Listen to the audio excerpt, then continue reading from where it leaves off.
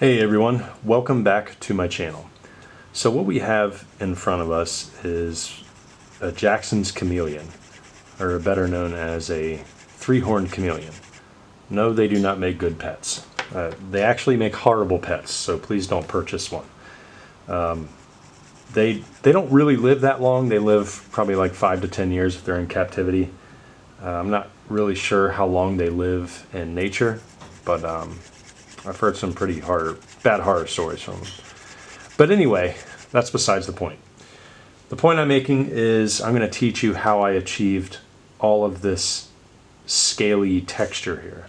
So those of you that have just started out in drawing and you're probably going, what in the heck?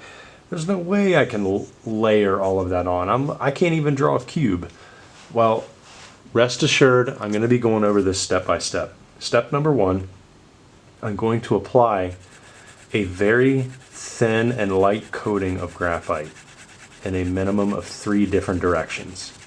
This is going to cover the area where I'm eventually going to put texture. This is, I shouldn't say flaw, but this is mistake number one that a lot of beginner artists have, where if they want to get into details like the scales or fur or wrinkles or whatever, they'll draw the scales and the wrinkles first, they'll jump right into it, and then have to shade in between the details. Well, there's a way around that that is going to greatly diminish the time spent on these, and that is if you layer the foundation on first, and then when you put details on top of that foundation, everything is already shaded for you in between all of the details. So you can see what I'm doing here. I'm starting to turn my sketchbook around in different angles, but I'm keeping my hand at the exact same angle while I draw. So this is something that I mention in a lot of videos, where each individual person has a specific angle for their arms that they draw the best lines with. All right? Not every 2 people are the same on this planet when it comes to drawing. We all have our little nuances of how we hold our pencil and how we like to sit up and how we like to bend our arms, etc. So find that comfort zone when it comes to the pencil strokes, and then that way you can have the sketchbook do the work for you. All right, now I've probably hit this maybe 4 passes. I kind of lost count here as I was talking to you. You can see the very light cross-hatching, and then as everything starts to bleed together, I'm just going to press a little harder, and now we're starting to get a nice coating. So no matter where I start putting details in, it's going to take care of itself. I think I'm going to apply just a little bit more shading down here at the bottom of the throat. I won't call it a gullet. There we go. Okay, so once we have that, and I'm keeping the strokes close together so it's nice and smooth, I'm going to go back, hit it at the same angle. Now, another secret, I shouldn't say secret really, I mean, you're watching it on YouTube now, but another tip is when you shade an area, make sure that you shade from start to finish at the same angle, and then you turn to a new angle, because what happens is if you start to shade and it's looking decent, and then you lift up and then you turn it slightly and then continue in another direction, you're pressing over what you previously shaded. It creates a darker divot right there.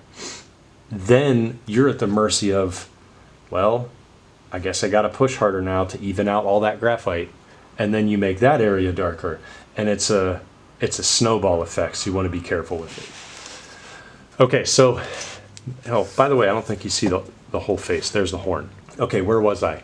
Ah, yes. So this is probably enough passes, but I'm going to start again over here in the throat area where I had previously illustrated, and I'm just going to take this out. Haven't really decided yet where I want to put new scales. But see how my pencil strokes are going quick, they're going swift, and I'm not stopping until I get to this open area where the regular paper is. Now, by the way, I have, the chime just went off on my phone. I have a sharp pencil. All right, that's key. If you want good details and you want good line work, good quality, dull pencils make dull drawings. Always remember that. Clean pencils or sharp pencils make sharp lines. Just remember that too. Now, I'm going to continue these wrinkles. Let's see if we can get a shape in here. This side of the neck is going to be pretty flat. So I'm just going to place little circles not over top of each other. I'm going to place them next to each other, and I'm going to change some of the sizes. What this does is it adds variety, and it also adds asymmetry.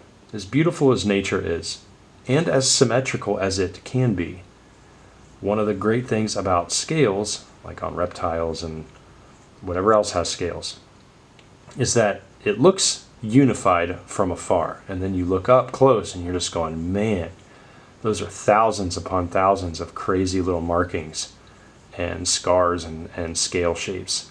It's quite beautiful. A rule of thumb when applying scales to your creatures, if you're doing dinosaurs or whatever, if there is a lot of wrinkles around, or if there's a joint, so for example, at the end of this mouth slit, okay, you got your bottom jaw here, you got the top of the jaw here, the scales are going to be smaller. The reason is because the smaller the scales in an area, the more flexible the skin is. If it's larger, then that skin is stiffer. Notice how the scales along the lips are larger because those lips don't need to move nearly as much as the joint opening and closing.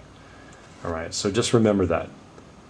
Now as we start covering these areas, I'm holding the pencil like this, and I'm pressing not completely vertically, but at a 45-degree angle down, so I'm still using the very sharp tip that I have. I'm just going over the area where I know the scales need to be the smallest. And I'm placing small circles or ovals next to each other. They're not perfect circles. And they're pretty tiny right here, right around that mouth area.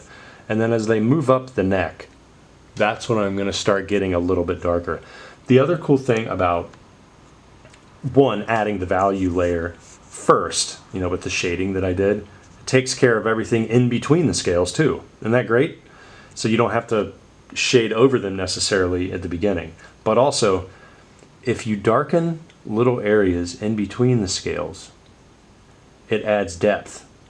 It's almost as if the scales are popping off of the body and the light is casting shadows from each individual scale back down onto the neck or whatever area you're putting scales in. Now, I'm not saying that you have to take your pencil and outline the entire scale dark, not unless the scale is like really big. You don't have to do that. But it adds just really cool variety. You'll see this wall of shading that I had stopped. That's okay. The really black textured lines in here, that's from a black Prismacolor pencil that I have right here. So I just have it right off to the side. And I might be using that, but I just want to show you guys how to layer on scales here. So now I'm making them bigger as I move up the neck, but I'm going to stop at the end of the original area that I shaded. Okay, now in here it can get kind of, not daunting, but meticulous, I guess you could say. I'm putting very tiny scales in here, just circular motions, and I'm following a wrinkle that I had previously put. Okay, and a lot of times when you start layering these areas up, you're going to start creating really cool scars and wrinkles that you didn't know you could. Like for example, this little bit that I just put in here in this area that I'm circling, I put a dark line across here. It was a wrinkle that I didn't mean to put, but the scale shaped it for me. So now it looks like there's a vein coming off of there. And that's what's cool about it. I looked at probably 5 or 6 photographs for reference before I drew this chameleon, and none of them had a particular vein or wrinkle coming off there. But that's just like a happy accident or something cool that can happen when you layer correctly. So I'm going to darken this just a little bit more around there because these scales are quite large. So I'm assuming that these are just going to pop off a little bit more. And then maybe the wrinkle that is, I guess, circling around the back of that mouth slit, they can be a little darker too. All right, cool. Okay, and then what you can do is, if you're satisfied with all of these scales, you can then take your pencil and lightly shade on areas where, if there's an underlying muscle under everything, like say the scales need to be rounded around the neck, you can then start putting in a slight coarse shadow down the entire neck. That's the other great thing about shading under all these scales, is that it takes care of itself before you start putting the details down. So something that I want to explain to everybody, especially if you're just learning sketching and you want to learn the basics and you may think that this is too intimidating, it's too much to handle, I want you to know that if you just concentrate on layering and patience, you can build up to a drawing like this. I think what's most intimidating when you see other artists do stuff super detailed and they have years of experience is that you almost feel obligated, like you have to jump into that skill level right away, and I'm here to say you absolutely do not. It's all about texturing and layering. And once you build up the skills to texture and the patience, you'd be surprised at what you can accomplish, even if you're a super noob. Like, let's say that you haven't drawn in years or maybe ever, like stick figures are your accomplishment. That's totally fine, because we all have to start somewhere. And when you look at something like this, look at on the outside of the face right here, what you can start with. And then once you layer, you can move into more details and really accomplish something awesome. All right, so now I just want to show you the power of the black Prismacolor. Keep these sharp too, and then what you can do is define some pretty powerful wrinkles or defined wrinkles in here. You know, like for example, underneath this mouth slit, I'm going to use small circles. The reason I like using tiny little circles around my shading and around my details is because the circular motion goes back over areas that I missed, and then it creates new ones as it goes up. And then when I treat it like a row of spirals, so for example, like let's say I want to shade this under the throat, I'll do oval, oval, oval, oval, and I'll start moving to the right. So as I move forward, it creates new shading. As I move backwards, it fills areas that I previously missed, and then I go back over. So it's much easier than just going straight lines. Plus it looks better. So then you can take the black Prismacolor, put it down, and then take your graphite, and then you can start shading at different angles over top of that graphite. Now imagine all of the things that you can accomplish if your scales were already drawn. Hence why there's so much depth happening in this face right here. So everything that I explained over here, you can see come to fruition over here. You have your large scales, which are outlined darker. You have your tinier scales, and I shaded on top of it, just like I showed you here. And then the wrinkles in here where I added some darker lines of the black Prismacolor. And then of course, under here you don't really need to see a lot of details because it's in shadow, and that's not important. The important thing about this image is that we're showing off the horns because it's a Jackson's chameleon, and we're showing off the eyeballs because chameleon eyeballs are some of the most amazing eyes in all of the animal kingdom. They're just incredible, and they're so cool. There's a lot of character in them. They're just really, really great. I love nature, and you can see why I love creature design, and hopefully those of you watching, if you've never drawn creatures and you're not even, you know, remotely enthusiastic about becoming a creature designer, hopefully you can at least see the beauty of drawing animals and drawing things like this. But anyway, let's say you have an open area like this and you're not really sure what the scales are going to look like. Well, let's hit this in a different direction. I'm holding the pencil like this, by the way. So I'm keeping my fingers at about 1/3 of the way down, okay? And the butt of the pencil is resting right in between my pointer finger and my thumb. So it's right off of the screen. And now I'm just going to go back and forth very slowly and also deliberately. I don't want to stop until I cover this entire area. This is very lightly drawn.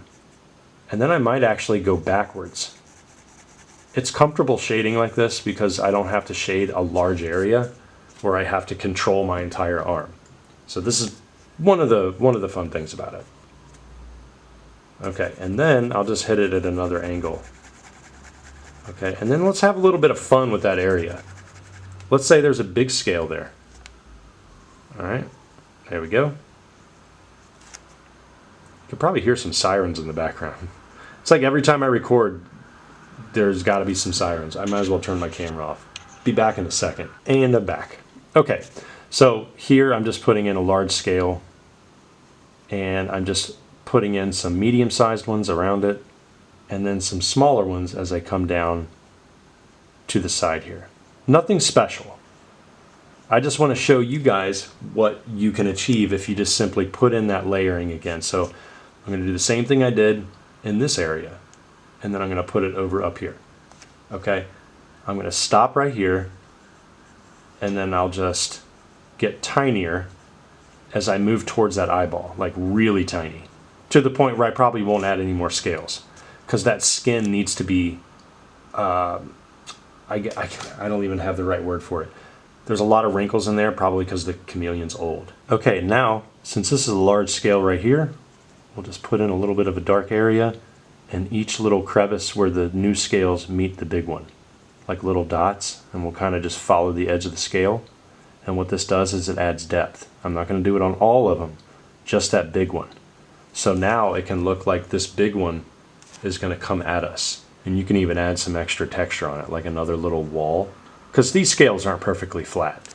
You can see here on the lips how there's a little light catcher at the top of the scales, because it looks like it comes to a point, like a little wall, and then it starts to fold back under on itself.